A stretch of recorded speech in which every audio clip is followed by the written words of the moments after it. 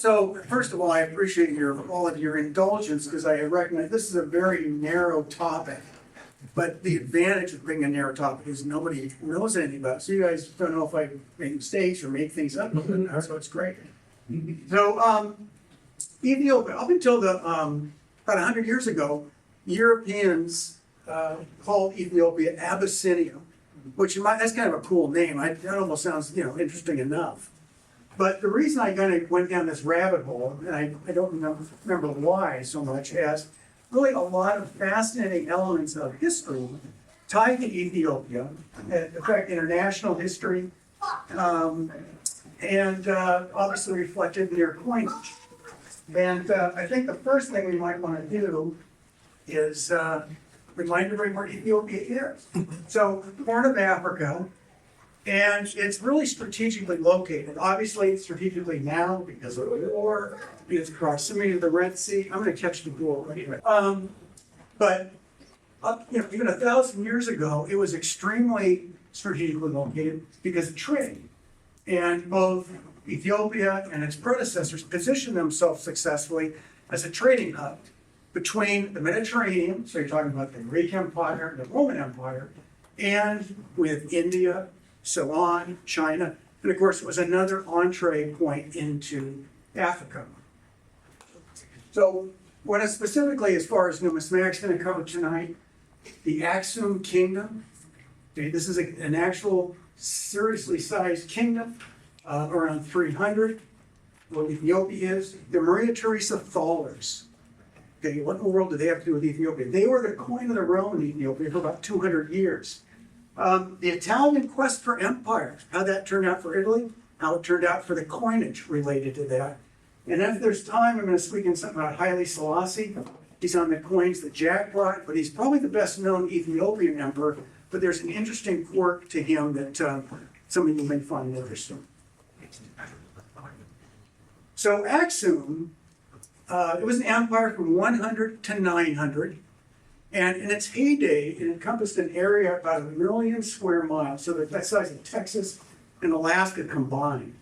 It actually ended up controlling more of the Arabian Peninsula than this map currently shows. And again, they were incredibly successful in positioning themselves as this trading hub between, from this point, the Roman Empire, and then these other trading areas in the Far East. The key from numismatics is Aksum was the first country in sub-Saharan Africa to issue coinage. And they did this strictly to facilitate their international trade. And so the very first coinage came out in about 300 AD with Emperor Endibus on it. This is actually not two coins. They put King Endibus on both the obverse and the reverse of the coin. And to facilitate trade, which was dominated by the Roman Empire, their coinage was a trimetallic system: gold, silver, copper, and bronze. And they had their denominations, so they tied in with the Roman coinage denominations as far as proportionally. The wheat stalks represent abundance, and the lettering is actually Greek, and that ties back with trying to be an international coin, even though their local language was Ge'ez. One of the big things, and I brought a coin in a couple of meetings ago, real small coin. Their claim to fame is that Aksum was the first country to put a Christian-inspired cross on their coinage. Their emperor, named Ezanas, converted to Christianity in about 320 or 330, and he then converted the whole country. And this is Ezanas on both obverse and reverse with different headgear. Before I do the cross is there. One thing that I thought was interesting is that this thing that he's holding down there is a fly whisk, whip and fly. You don't see that on too many coins anyway. So just a better look at, so prior to the transition of the country, at the top of the coinage they had that crescent, which represented the sun god, and the small disc or dot representing the lunar god. And then that changed to the cross. And again, even before the Byzantine Empire, they had the cross on their coinage. So Aksum reached the height of their power and popularity in about 570. And something happened then that began a long, slow decline of the empire. What that was is the Persian Empire conquered the Arabian Peninsula. And they were able to effectively shut Aksum totally out of international trade. And that was the whole basis of Aksum's economy. I mean, every part of it was based on that international trading hub. And so as a result, the empire began this long, slow decline. And from a numismatic standpoint, it's reflected in their coinage. The quality of the coinage and the use and what it appeared like went downhill in a hurry. This is a piece from about 580 or 600. They stopped issuing any coinage in 650. But you can see, even though the cross still dominates the coin on the reverse, pretty crude, pretty simplistic, and the language is no longer in Greek. The lettering is in Ge'ez, their local language. And the reason being, they were totally cut out of the trade. They didn't need any international coins at that point. And this is one of the last ones. Obviously, it's pretty beat up. This is from, I think, about 620 or 630 AD, right before they stopped issuing coins at all. One of the interesting things is, if you can notice, the portrait is now front-facing. That's an influence from Byzantine coinage, which is about the only coinage that's front-facing on all their coinage. And there's kind of a cultural reason for that. But anyway, you can see it really declined. So they stopped issuing coins in 650 AD, and Ethiopia didn't issue any more coinage. But in the 1700s, they did begin widely using a coin to facilitate their commerce and whatnot. And that was the Maria Teresa Thaler. And the first question, which I'll get to momentarily, is Ethiopia is not very close to Austria. So, what is the deal there? But quickly to look at the thalers, because this is a, huge international trade coin. In Europe, this is probably the equivalent of the Spanish milled dollars here in the Western Hemisphere. No denomination on it, based on its silver content, but a huge popular international trading coin. Maria Teresa was the Empress of Austria-Hungary in 1750. They began issuing these in 1750. This is wrong. And they became more and more popular. I mean, they were minting millions and millions of these over time. So this is probably a little unfamiliar. Many of you have probably seen these thalers. What happened is in 1765, her husband died. And so she began wearing the widow's veil. And that is so the portrait was changed to incorporate that. And that's what we're all so familiar with, is the widow's veil on the Maria Teresa Thaler. So they started that in 1765, and in 1780, then she passed away. So to honor her, the Austrian-Hungarian Empire continued minting those coins dated 1780, same portrait, same 1780 date. So question, Scott, you can't answer. When did they stop minting those coins dated 1780? I was given one when I was 12, so... So 200 years ago? Yeah. Okay. So that says 68. Okay. I don't know that answer, but I know how to tell the difference between the restrikes. Okay. Well, I'll tell you, they're still making them. They have minted hundreds and hundreds of millions of these. You go on YouTube, you can go on eBay, maybe you could do it on YouTube. You go on eBay and buy a brilliant uncirculated 1780 Maria Teresa Thaler for a couple $100, because they probably minted it last week. Very quickly about the coin itself, before I talk about why in the world Ethiopia. Yeah, Eric? Where are they physically minting the current issues? I would probably defer to Scott if you know. I would assume it's in the old Austria-Hungary Empire part, whatever. So somewhere in Europe. Yeah, somewhere in Europe. Yeah. So I won't go into huge detail on both the obverse and reverse. They have Latin abbreviations around the periphery. And on the obverse, those abbreviations, when translated, read Maria Teresa, by the grace of God, Empress of Hungary and Bohemia.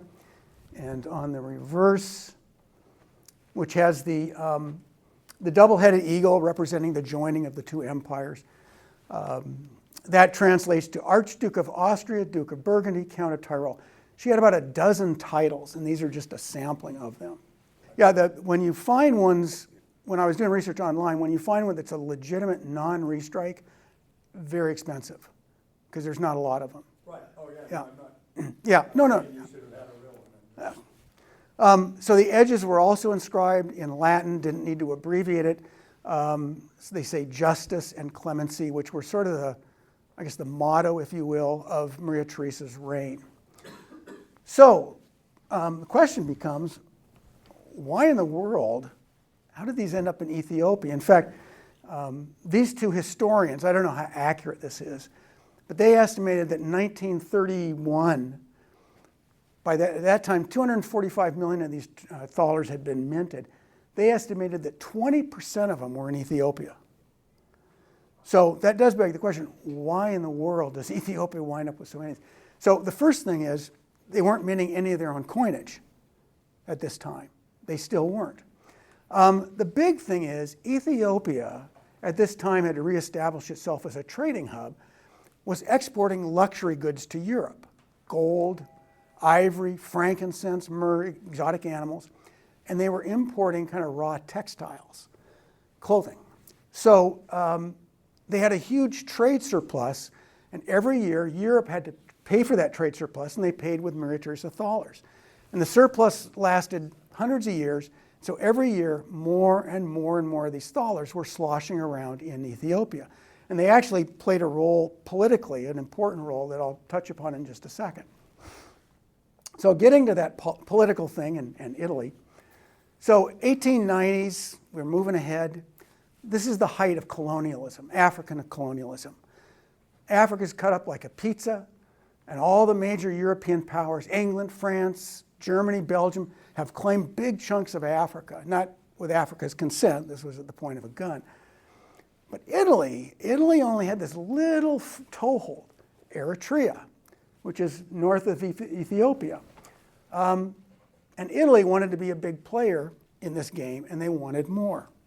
And so they first thought the way to do that is to exert economic influence over the region. And Eritrea, you can probably guess what their major coin of exchange was. They're kind of close to Ethiopia. It was the thaler, it was the Maria Teresa Thaler. Well, this really made Italy mad because they had their own money. So they were going to roll out their own Eritrea thaler to replace the Maria Teresa Thaler. And this is what it looked like. They began issuing them in 1891. You've got King Umberto on the obverse. The denomination's written in 3 languages, Italian, Arabic, and Amharic, which is the language of Ethiopia. But they made a big mistake, which is up there. They wanted to replace the Maria Teresa Thaler, but they put less silver in this. So right out of the gate, it's kind of a second-class citizen. The other thing that turned out to be a mistake is that the Maria Teresa Thaler exchange, its value was based on the silver. And Italy thought that was primitive, and so they tied this to their currency, and it's for 5 lira. Well, silver was appreciating at this time, and so the Maria Teresa Thaler continued to appreciate, but because this was tied to their currency, the Italian currency, it made it real cumbersome in the marketplace. And so people just kind of shunned it. So it was a big failure. In 1898, they recalled almost all of them. They melted down about 75% of what they minted. It was a disaster. Now, during this time, Italy had pretty obvious they had designs on taking over Ethiopia. And so one of the things that Ethiopia did for political reasons was to finally issue their own coinage. And this was really more for political purposes because they only issued 20,000 of these. They subcontracted with the Paris Mint, and this was their own crown or thaler, whatever. And it's got their emperor, Menelik II, on the obverse. It's got what they call the Lion of Judah on the reverse with the Christian staff over its left shoulder. And the edge is inscribed, Ethiopia stretches forth her hands to God.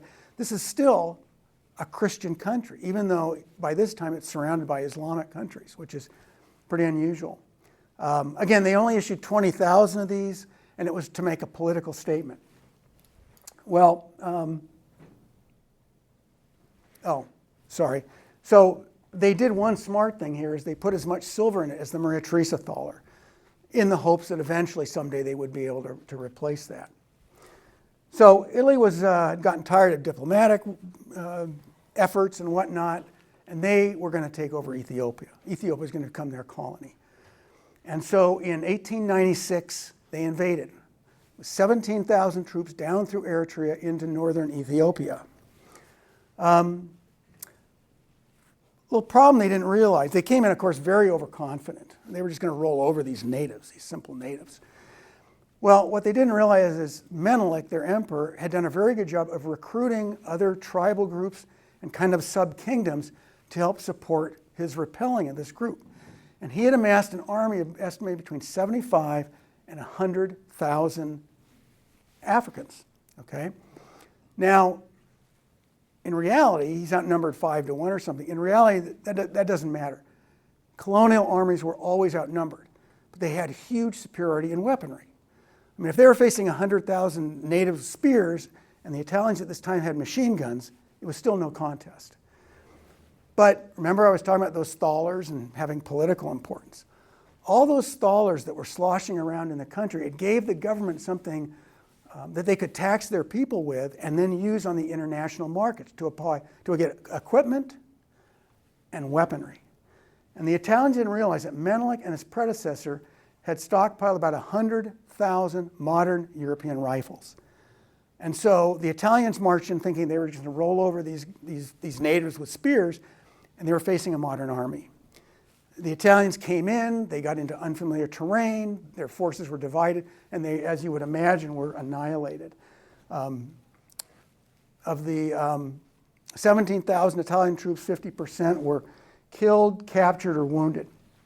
And as a result of that, huge victory for Ethiopia. In fact, Ethiopia was the only country in Africa that wasn't a European colony at this time because of this. And huge loss of face for Italy. Italy paid 10 million lire in reparations to Ethiopia. Now, in reality, this was to get their prisoners of war back. But with that money, they were able to issue more of their own coinage and could eventually start replacing the Maria Teresa Thaler. Now, there's one difference they did. These were still subcontracted, the Paris Mint, but there's a slight design change that ties into the culture. You've got the Lion of Judah. It looks a little different, but the Christian staff is over its right shoulder. And if we go back to the original, the Christian staff is over its left shoulder. And that was the whole point. These coins were redesigned. The reason being, in European Christian culture, the left side is the dominant side. And that's illustrated by the Virgin Mary always holding the Christ child on the left side. But in Ethiopian Christian art, it's the right side where she holds the Christ child. And that's the whole reason they made this. And if you look at the flag at this time, that staff is always over the right side. So they redesigned the coinage. So since I got time, I'm going to drift into Haile Selassie, who's on Jack's coins. Has anybody, I was going to say he's the most well-known Ethiopian emperor, but maybe I should first ask, how many have heard of Haile Selassie? Okay. That's good. So he was coronated in 1930, King of Kings, as they called him. And as you would expect, he was issued, prominently on their coinage, very similar to the way Menelik II was treated, where Haile Selassie is on the obverse and the reverse has that Lion of Judah. And he ruled for a long time until 1974. So his reign was 44 years. So this is a coin from 1972, and you've still got Haile Selassie, obviously a lot older, Lion of Judah on the reverse. In 1974, there was a coup, a communist coup, and he was overthrown. His government actually had kind of bungled a couple droughts, led to famine, and so he was overthrown. The coinage then changed with communist control to, and this is from 1977, they still retained the lion, which is a little surprising considering what it actually represented in Ethiopian culture. But the reverse has this is like Soviet art of this era. The joyous workers couldn't be happier to working in a communist system, and they're just all looking pleased as punch, on the coinage. 1995, it became a parliamentary system, but anyway, very similar to Soviet art. So the thing about Haile Selassie I wanted to include, I'm whipping through this stuff pretty quickly. In 1920, there was a Jamaican prophet by the name of Marcus Garvey. He had a huge following, big influencer. And he had predicted that at some point a king would be crowned in Africa, a black king, and he would be the deliverer. He would be, the second coming of God on earth. You can see it says, "Look to Africa when a black king shall be crowned, for the day of deliverance is at hand." And they felt, Jamaicans and many in the Caribbean felt this was Haile Selassie. Haile Selassie is the name he took when he became king. It means power of the Trinity. His actual name, Raz is his title, but his real name is Tafari Makanonen. But if you look at his name, that's Rastafarian. He is the basis of the Rastafarian movement in Jamaica and throughout the Caribbean. And the Rastafarians believe that God has appeared on earth 3 times. Once in the Old Testament, Makanonen, I can't remember his name, so I apologize. Second time is Jesus, but the third time is Haile Selassie. He is the birth of the Rastafarian movement, which is still a big deal in much of the Caribbean. So anyway, that's kind of the unique thing. But again, I appreciate your indulgence because it's a pretty narrow topic. But again, Ethiopia is tied with a lot of really interesting factors. In fact, and I cut this part out because I wouldn't go too long, but the Queen of Sheba and King Solomon supposedly sired a son who was supposedly the first emperor of Ethiopia. And they traced their rulers back to the King Solomon lines. So anyway, again, appreciate your indulgence. If you have any questions, if I can answer them quickly, happy to do so.